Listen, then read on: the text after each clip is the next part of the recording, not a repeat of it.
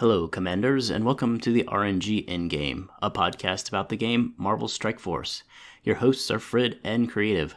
We're leaders in an alliance from a large cluster, and would like to share our insights with you to hopefully improve your gameplay and overall experience, and give you a little entertainment. All right, Frid, we've got another exciting week. I do want to start off a little bit different than normal. So we've been struggling to get things or all of our topics in because we kind of go, or I go a little overboard with the topic. So I do want to let listeners know that we're going to change our format just a little bit. From the beginning, I've always wanted to have a show that's closer to 30 minutes than an hour. Selfishly, I don't want to edit a show that's an hour long. And we already put a ton of time into researching and planning out the show and running numbers.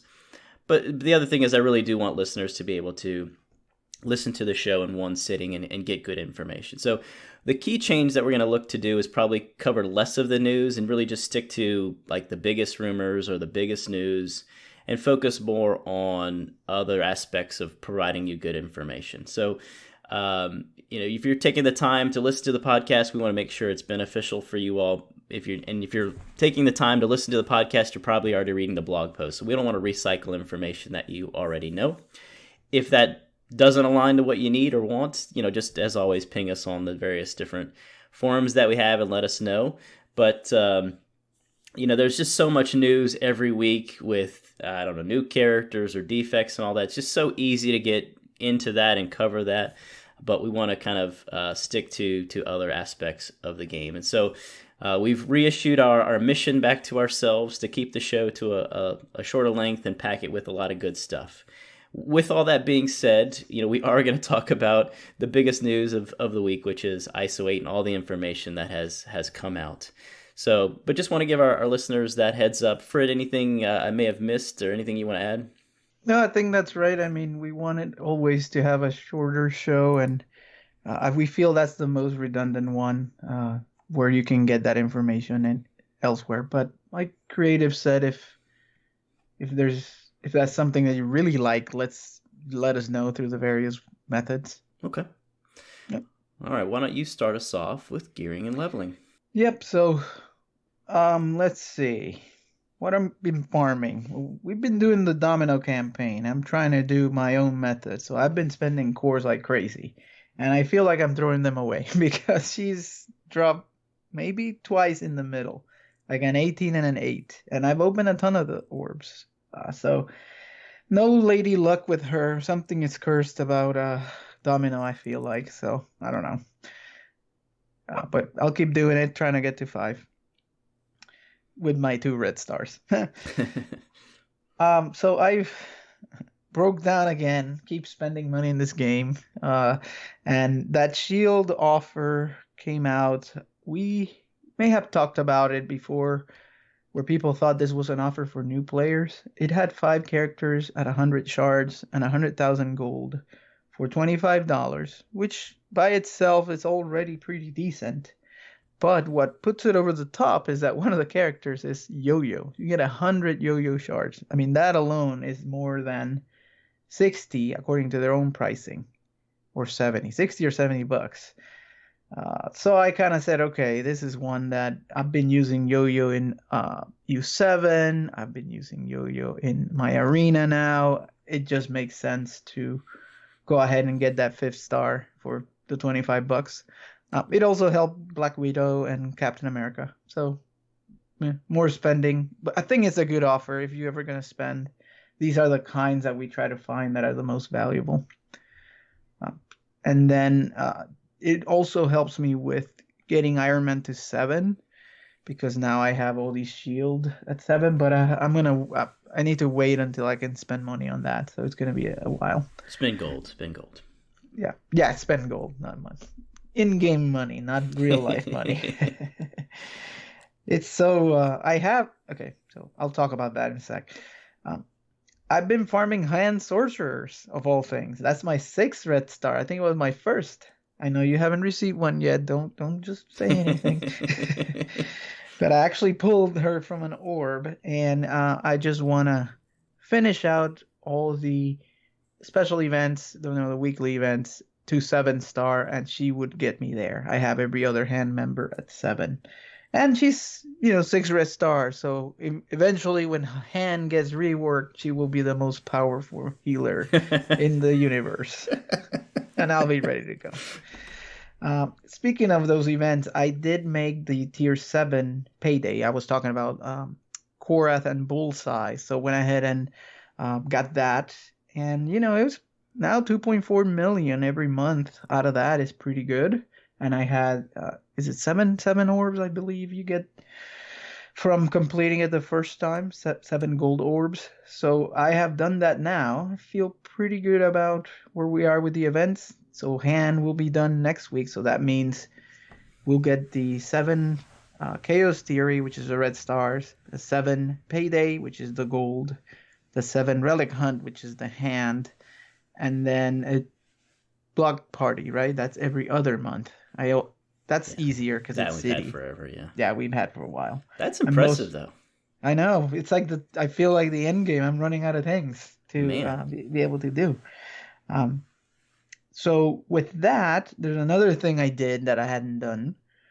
Thanks to Symbiote Spider-Man, I went ahead and took the plunge and make him T14. Kind of in a couple of days, just went in and spent a little bit more than usual because now I have 6 characters for DD3, and I can do there's a method that I'll talk about in the next section here. It's called a Phoenix tax. But Symbiote Spider-Man T14, I put him in the gold challenge for tier 10. And just him with the symbiotes that are not even leveled up enough, I was able to complete it at 1 star. I mean, it's nothing like a 3-star, but at least I was able to complete it at 1 star. So now I'm getting more gold from there too. It takes a few tries and you got to get it right, but I will be upgrading my symbiotes. I'm really enjoying the symbiote. I mean, he's like a powerhouse by himself. All abilities are just incredible. The stun and the slow to everything, extending debuffs, and the basic that does defense down. I mean, I'm ready to T4 all of these. So I'm gonna upgrade the rest of the symbiotes because they look like a really fun team. They're not very good in blitz, so this upgrades should help them get there. And then symbiote is just a god tier character.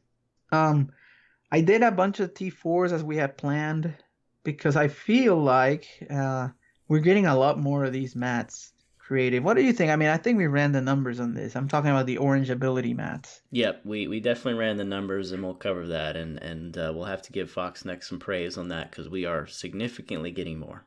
Yep. Okay, and then rolling into DD3, I mentioned the Phoenix tax. So now I run a team of 5, which has Phoenix, Black Bolt, Ebony Maw, Hela, and Symbiote Spider-Man. And that's the first team. And then you run another iteration by healing Phoenix for 50 cores and put Colossus on the other end, and that lets you get another special in, which is 20% damage. So for 50 cores, you cut down on like an extra day of damage almost. It's about half. I'm doing about 6 million. I'm in node 4 of the 4th node, which is open, no trait. And it's I do 6 million, and then with just Phoenix, it's like 3 million. So it cuts down a little bit on the effort. Waiting on Tech and Mystic mini uniques for Maw and Minerva, so that when I get to Cosmic, I'm ready to go over there. But next is Global, and that's going to be a grind and a half because I only have 3 characters. And then finally, my red stars and other orbs. I bought the 7 red star Black Bull, and that thing is a monster. It's 120,000, and it blows everything away in U7. It's like it reminds me of my old Rocket Raccoon on U6. That used to wipe the board. This does it in U7. Like when they're a little bit down and you do the ult, it just blows everything away. And because I have Thanos and Maw in there, there's energy flying around, so I get to do it more often. Yeah, I still remember asking you, hey, how do you do this node in U6? And you record a video, you go in, you ult with Rocket, and you're done in 30 seconds. Now this you can't do because there's like 10,000 waves, but still the concept's the same. It's like the new BKT, same Yeah. idea. Yep. It's quite funny, yes. And then I got lucky with Negasonic Teenage Warhead and got 5 red stars. I enlisted my daughter, which I didn't do for Domino, so now I know. She's like a lucky charm. It's a secret weapon that I've had since playing Hearthstone and any of these games. She has her method to connect with the RNG gods, and she helps me get better drops. So Negasonic Teenage Warhead is 5 red stars. So I can't wait to do the numbers on the milestones to see if we can get there because she's a damage dealer, and that's really good. 5 reds on her. And finally, premium orbs. I opened 50 America Chavez, 50 on one drop. And back to a conspiracy that we talked about before. I wasn't farming her. Then I started farming her and got her to 7. And all of a sudden, there's a calendar. She drops everywhere. I probably have gotten 150 shards after 7 from America Chavez.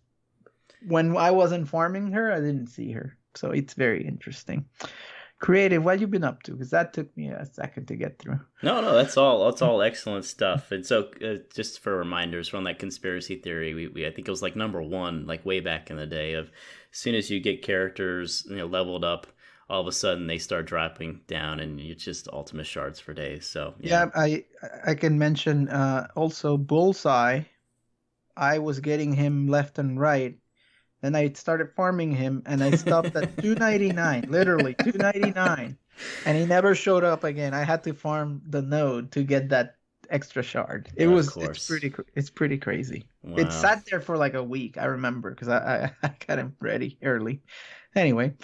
So one other quick question for you. So we both you've had Black Bolt at 7 yellow stars for a while. You unlocked him that way the second event around. You had him at 6 red stars. You now have him at 7 red stars. Do you see a difference? So I think so. Because it is a little bit hard to tell because in U7 especially because I changed the team around.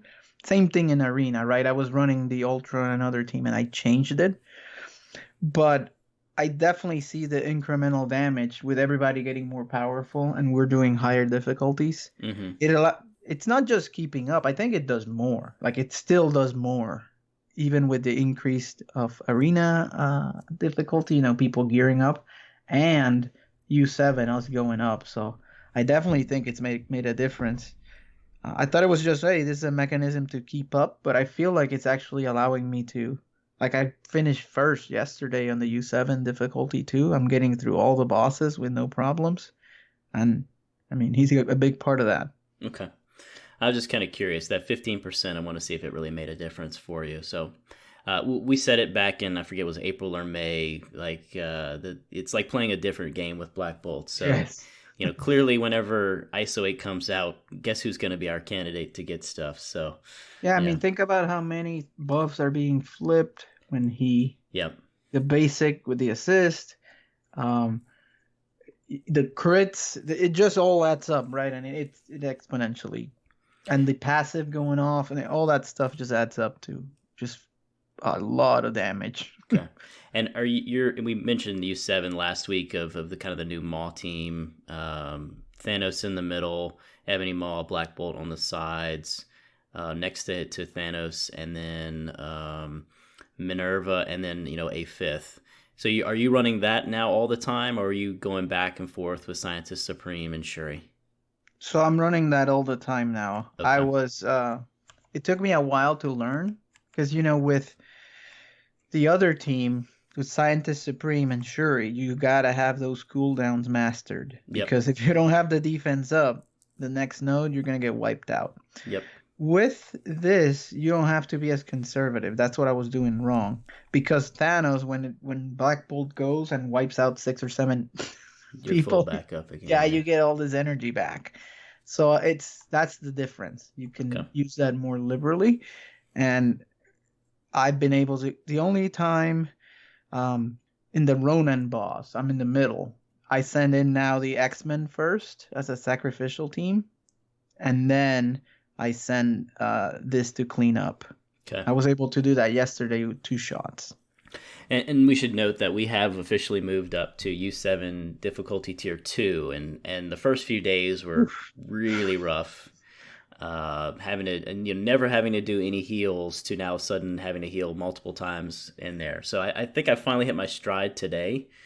Clean run all the way through my first 5, and then I'll see about the other ones. But I was struggling to get to the 60% mark, so we'll have to continue to evaluate. I keep going back and forth. I use the Maul team, and then I use the Scientist Supreme Shuri team, so we'll see.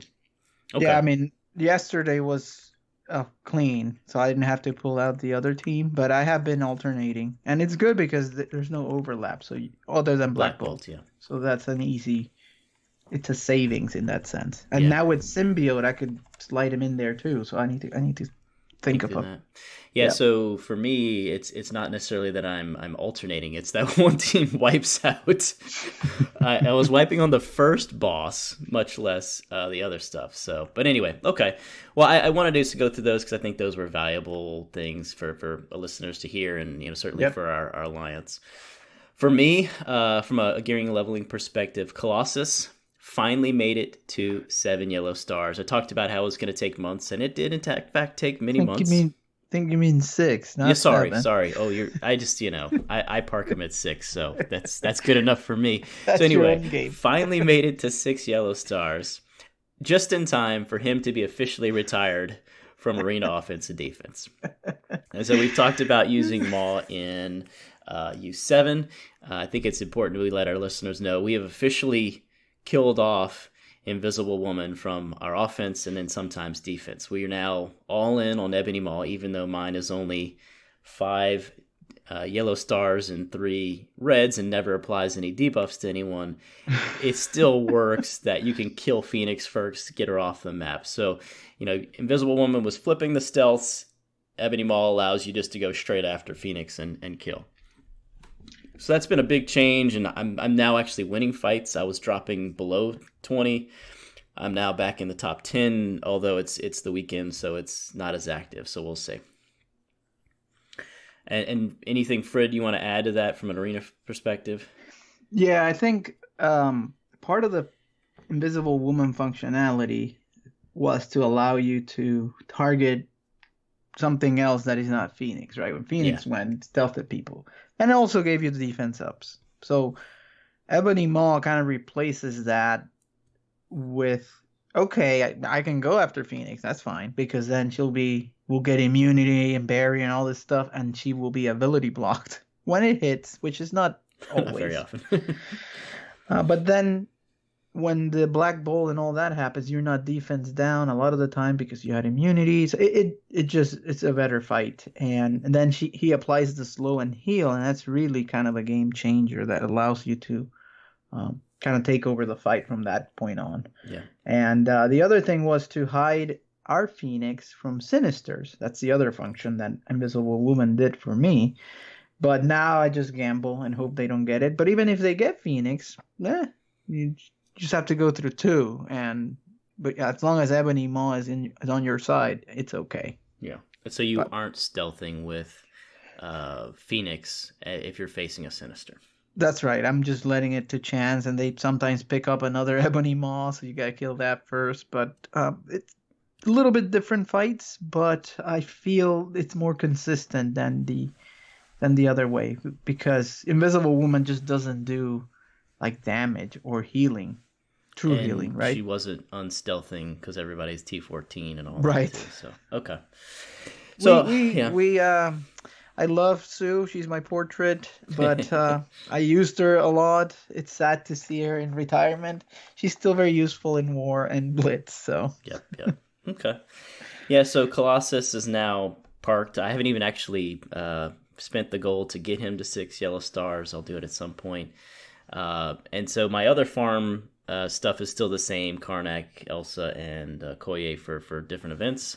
And I've now added Sinister. So I have I only need 4 purchases to get him to 5 yellow stars. So I'm going to do him, and then unfortunately come early July, it's all the time only Sif for the War Star. So I'm not looking forward to that, but that way I have Sif ready by mid-August for Black Bolt. From a gearing perspective, it's been pretty ho-hum.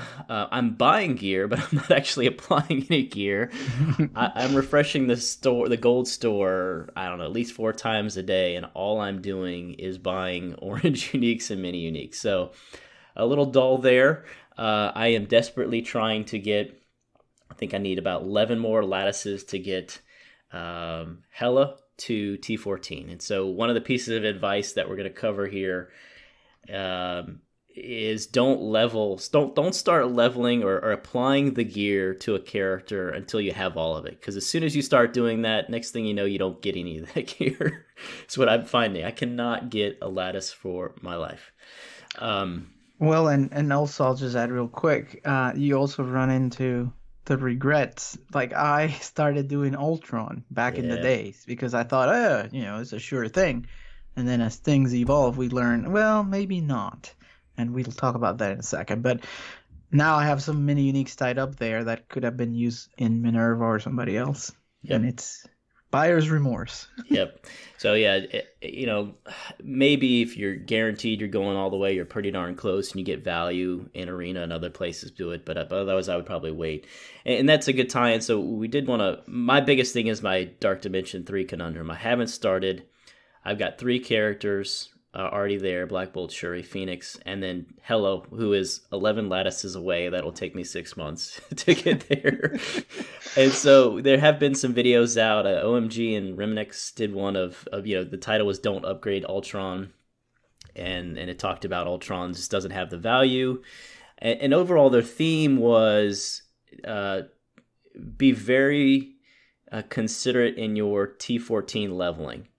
They recommended Hela, Phoenix, Ebony Maw, Minerva, Symbiote, Spider-Man, and Carnage. And really only doing those. And the biggest reason was because of SBCs, or Superior Basic Catalysts. And they're saying, which we kind of knew already, but maybe didn't fully process, that the SBC crunch is even worse than the ABC crunch. And if you've listened to the show, you hear me complain about ABCs every week. So... they were even saying don't take any characters to T13 out of that list, which I think you and I disagree a little bit on that, Frid, right?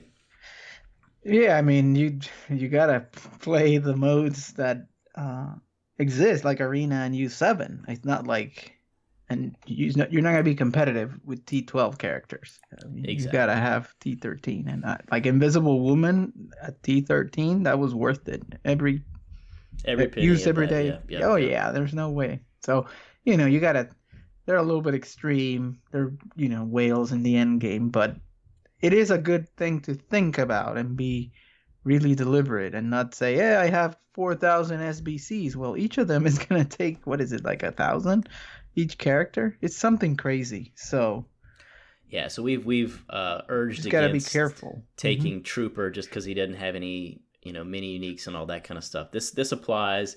It'd still be very, plan out what you're going to take, be considerate. So my conundrum is I have 3 and 3/4 counting Hell. I need 1 more to start. And so as of today, I have all of the gear I need for Colossus, who's already T13, so I could do him right away. I have all the gear I need for Sinister, but he's tier 11, so I need, my favorite piece of gear, ABCs. So that's the 2 I'm really looking at, Frid. I mean, Colossus, he helps get Phoenix's alt off, but he's dead everywhere else. Sure, use him in blitz. Sure, he'll help you with 3 attacks per week in war. Sinister, I don't know where I would put him even in Arena right now. I mean, sure, he's a good character there, but I like our team, so I don't know. What do you think? Go with someone else? Go with those? What do you think? So you have enough mutant to do both? 1. I have enough mini uniques to do 1, and then halfway to the next one. Oh, that's tough. I think I would go with Sinister, probably, if I had to. It depends on you're far out. I mean, because Hell is not done yet. Right. So yeah. I think I might just wait on Hela just to see how things go, but I'm leaning towards Sinister just because he has more usage across the spectrum of the game. He is used in Arena, so he has potential there. And then of course, and he's He's a mean bastard on war defense. So Yeah, I think he'll have more longevity with Sinister than Colossus for sure. Unless you get really antsy about getting started, I would wait for Sinister. okay.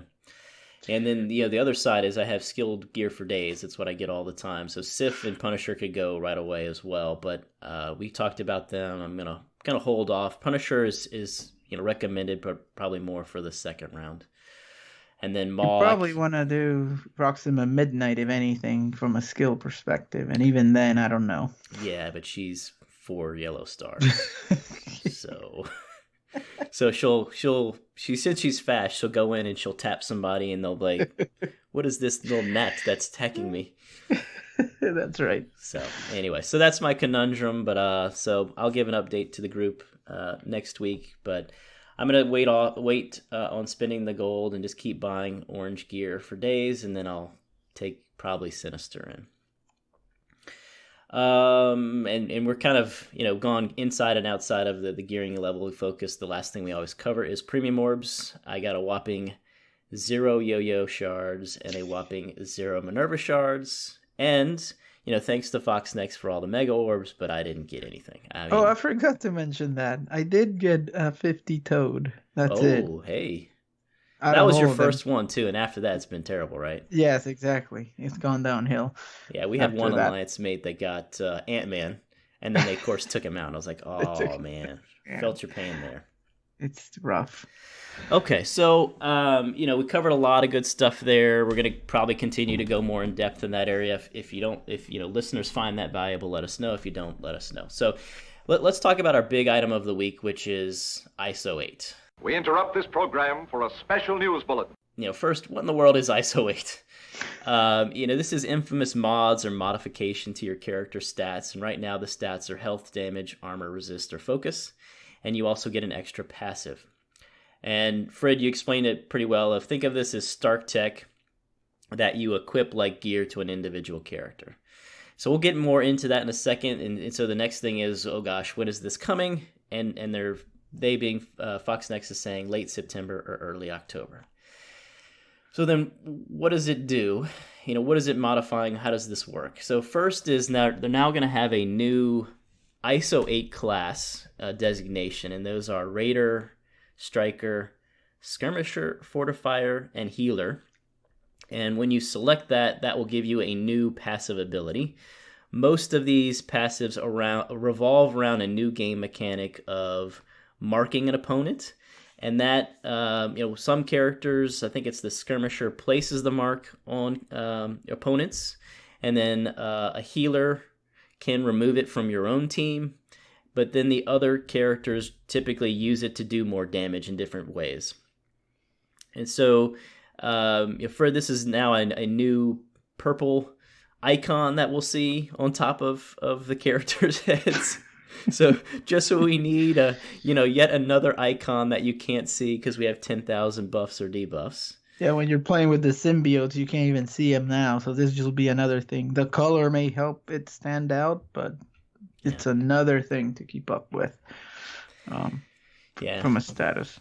And so a lot of the classes are in and around this mark thing. The Fortifier gets a barrier. The Healer gets more health and does more health. And so you get a new passive by selecting this ISO 8 class. And so that's the first part. The second part is that you'll get these crystals to equip to an individual character. And you get 5 slots to equip crystals. And there's 5 different stat bonuses of health, damage, armor, resistance, and focus. So we assume that each slot is one of those. So this means you likely can't overcome significant character flaws like Okoye's lack of focus, Thanos' lack of armor, or really the hand team's just general suckiness. It's not going to help. Right, like we thought, we can stack Thanos with just a bunch of armor ones on all the spots. But no, each one is dedicated to a stat. So can't do that. And so these crystals are going to have 2 stats. They're going to have a class, which is the standard MSF class, which is, Brawler, Blaster, Controller, Protector, Support, and then a stat. And again, stats, health, damage, armor, resistance, focus. No speed has been mentioned. And so an example of a crystal would be a support health or a brawler damage or a protector armor. So it's going to have 2 of those that you have to install. So there's been a ton of information come out Thursday, Friday into Saturday. Big props to Tana. Put out a good video. Pika put out a good video. You definitely go check those out. It's good to see the visuals. But there's still a lot of information that is missing. So, first, what stat bonuses do you get for equipping a single ISO 8 crystal? Yes, you're going to get health damage, armor, resistance, focus, but how much? And will it have any other effects? There's some other games where it had all kinds of crazy special effects that got crazy complicated. Yeah, let me mention something here. There is a progression system where you can fuse these to make them bigger. I think it's 5 total levels. Mm-hmm. I did hear you don't, it's not like Monopoly where you have to have all the houses and then you could put the hotels. You can take the health one and take it all the way up, but you just won't be able to fuse the whole thing. Everything has to move together. So level 1, then you can fuse to level that whole, it's called a matrix. And then you can go health and go high on that, but in order to upgrade, you need to have all of the 5 to get to that next level. So it does have some tweaking where you could fix a little bit of the armor, but we don't know the numbers yet or how it will interact. Or is it worth to do that, like go deep into one of them? These are all questions that we'll have to figure out. Yeah, so there's a new currency called ions, and that's what you're going to do to upgrade the crystals and upgrade your overall ISO level. Foxnex has said it's not purchasable via gold. So how are we going to get it? Is it achievements in the game, or do you have to pay a bunch of money? And this is probably the biggest worry that I have, is that Foxnex is bending over backwards for whales and giving crazy offers that are ridiculous. And if we have time, we'll get into that. I fully suspect Foxnex is going to monetize this, and whales are going to go buy all this and cut to the front of the line. But we'll see. But how do we get this ions currency? How much do we get? That's a great things for our future. Let's run the numbers when we see the details. The other thing is you get, at least one of the ways of getting these crystals is via a campaign that has separate energy. So how do we get this new ISO 8 campaign energy? Do we earn it over time like we do the others? Or do we have to sacrifice our firstborn? We just don't know. They talked about amount of time not being a significant investment, but who knows what that means. There was some weirdness about you can change the ISO 8 class, but you can't equip or unequip the crystals, which I didn't understand why. There's some history of Star Wars Galaxy of Heroes taking a ton of time to do it, and OMG has talked about that. But you have some experience from a game you played previously, Frid? Yeah, I did maybe a few months of AFK Arena, and that one lets you, with the gear, you can move it around. So you could put the gear on a character to do a mission, and then you could change it back to the other characters. But this comes with complexity. This comes with time. Say, for example, you have Phoenix on the arena defense, and you take her Gear 14 stuff to go run a raid. Well, you're vulnerable in arena during that time, or God forbid you forget to put it back. Then she'll sit there all day. You can get attacked. So that's some of the downfall of. Plus, you could spend hours just moving stuff around to complete certain aspects of the game, and that's very painful. Even if it's easy to do, it takes a while. So I think that is okay. That it's like gear. It's a commitment. You kind of put it in, and then that's it. And at least you can change your class. So there's that. Yep. But, so again, put it all in black ball, call it a day. Make it easy. So the other aspect that is, is RNG, and how is that going to play into it? So one of the biggest points of feedback was the stats on the crystal were completely random, like Diablo or other games. So now they're set stats, but RNG is in every aspect of this game. So how is it going to come into play is a big concern of mine. So we're going to see. So that's a little quick information. There's, again, a lot of information out there. I've posted some things to the public Discord. So Frid, with that, monochrome of information that we have, what are you thinking thus far? So because of experience with other games, the first reaction is that it comes to a point where there's just too many things to deal with, right? We already feel that way with the mini uniques and this and that, and that's intentional, right? Because they want you to be chasing stuff and be distracted all over the place. So that's the first thing. Now, given how this looks, it doesn't sound too bad. It does look like it's gonna take forever. I looked at some of the how many crystals you need to get to the next level. I think it was like 80 something to get to 5. It's some large number. So I don't think they'll be giving these out pretty easily. So this is for probably a year or more progression, this ISO 8. It's not intended to be, hopefully, hey, whales come in, pay to $5,000 and they have a 200k Black Bolt or something. Let's hope it's more a slow progression. So the fact that it can be controlled, it can be farmed, it can be targeted, I like that. And the fact that you can play around with the team comms and it gives you another way to theory craft, I think that's all positive. But the problem is, complexity and the fight complexity now. Now you have Mark that you have to deal with. They are going to show you what ISO you're attacking into so that you can see what's going on. But then that's another thing to consider. And, I think variety is good, but I hope the complexity doesn't, it really doesn't take a long time and it's an incremental thing. Like Start Tech, you never complain about, oh, this guy is in an alliance that has 25% Start Tech. You don't seem to feel it because it's more, Well, we don't know if it's really being applied correctly. Well, that's the other thing, but yes. Yeah. I mean, if it's simple, and I saw the interface, it doesn't look too bad, and it's not like I don't think you'll be getting this every day to have to go deal with it. I think it's gonna be okay, but it could be a game breaker. We'll see.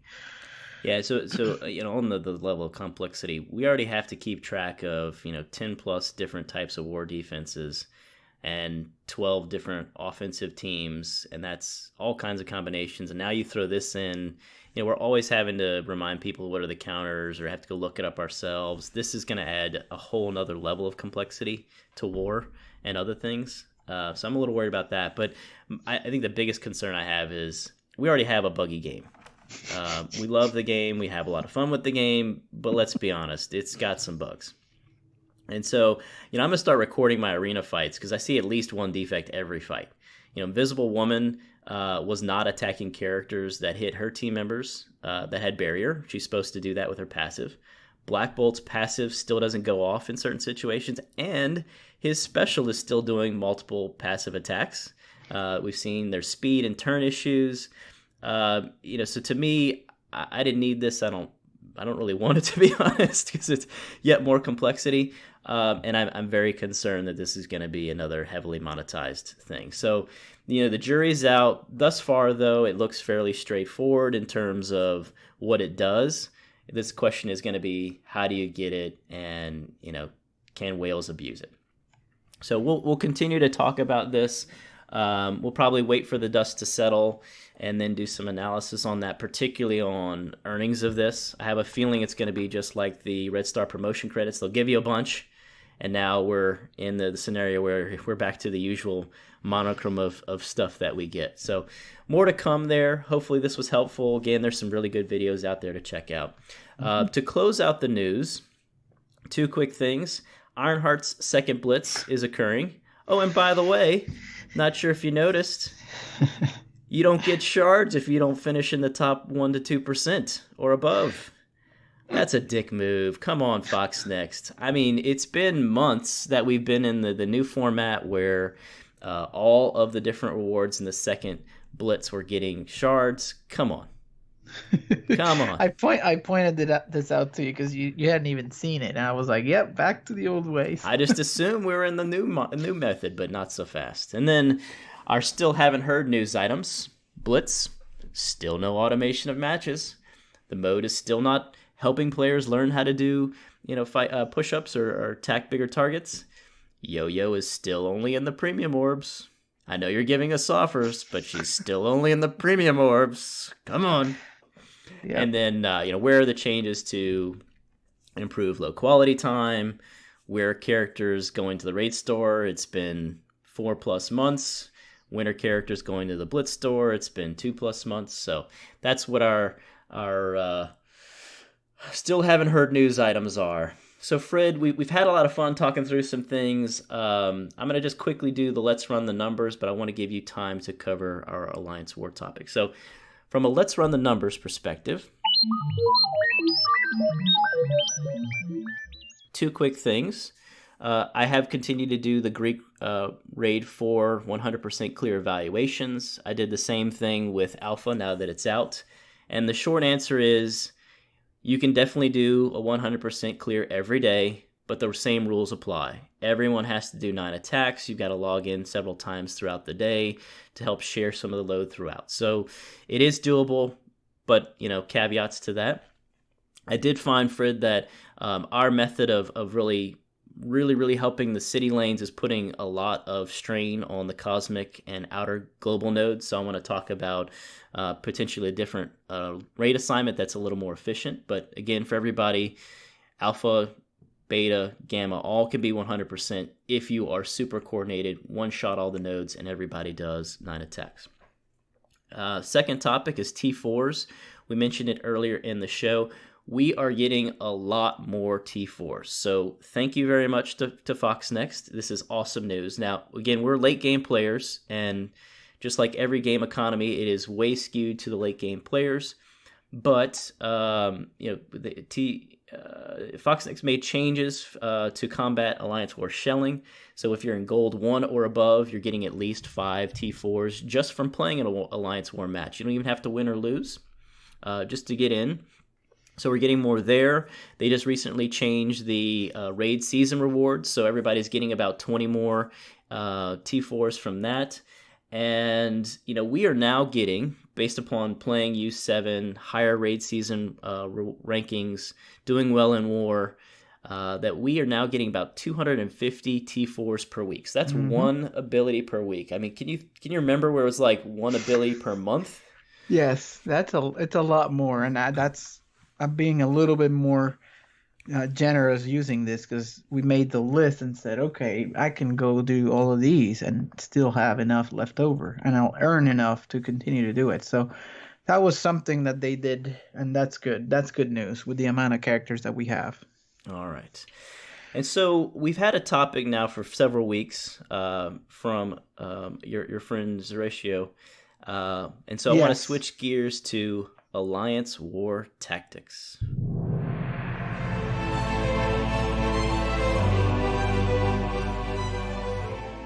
Yes, so podcasting friend from Hearthstone, Zeratio, who had written in and kind of stumbled upon leadership as well of his alliance of Marvel Strike Force. He kind of shared with us the war defense setup that they use, and I triple confirmed with him, hey, it's okay to spill the beans here. He's like, yeah, if it helps people, just do it. So he calls it the bait and bunker war defense. And he says this has been very effective on a casual alliance that sometimes it doesn't even have the 24 members. Okay, so just keep that in mind because I know that happens sometimes. And here's how it works. You are going to put on flight deck 1 and 2, so that's the topmost left and center rooms, the best teams that you have. Your 300 Chaos Guardians, all the tough stuff up there, and the collection powers that are intimidating. And then what you do is on the left side, in flight deck 3, you're gonna put kind of a couple of strong teams on the left, but then the rest can be kind of empty.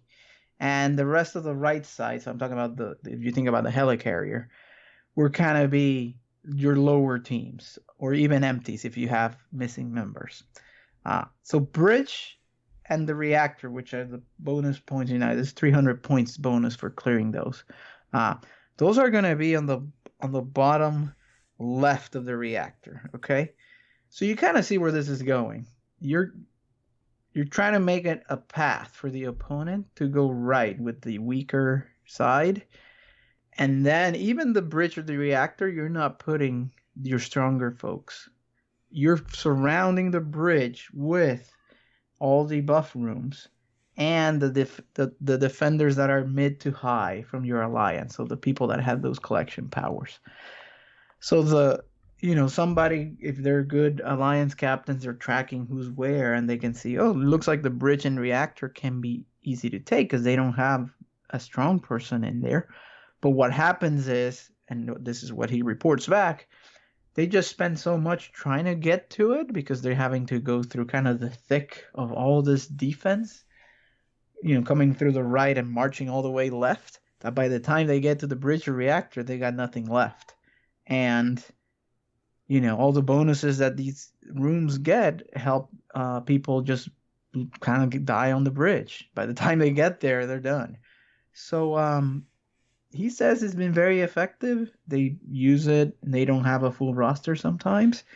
And he's hoping that this kind of setup helps some of you guys out there that are running alliances, maybe share it with your leads, to implement something like this. If you're just kind of randomly putting rooms, this could give you kind of an idea of how to get organized. He has a plug, but I'll ask Creative, did you have any thoughts here before I plug his alliance? Yeah, so the last, I would say, 3 wars we've faced. I would just say, it's not exactly this strategy, but we face teams that are very heavily defense. So it feels like a lot of alliances are like, F war, we're just going to put a huge defense down. And I mean, we get through it because we're, very organized, and we have some alliance members that have ridiculously high-powered teams. I think this last war we saw 500 collection power teams. I was like, good gracious. We still got through it all, which is just, I'm amazed at our alliance for doing that. But seeing a lot of alliances lately just like, screw this war, put in the defense. So it seems to be at least popular because, war is getting very interesting, to say the least. So, yep. Yeah.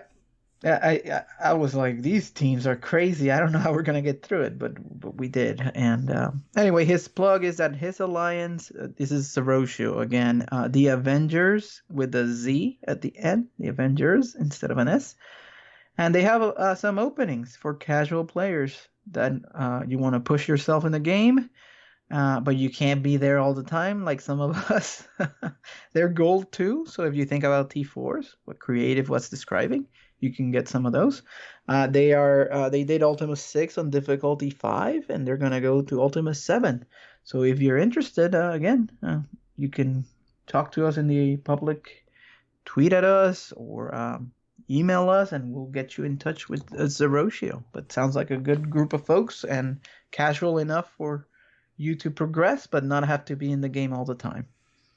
Awesome. Well, we covered a lot of great stuff, particularly in the gearing and leveling. We put a lot of good tips and tricks in there, so hopefully everybody appreciated it. And as always, stay safe, stay healthy. Thanks, everybody. See you next week.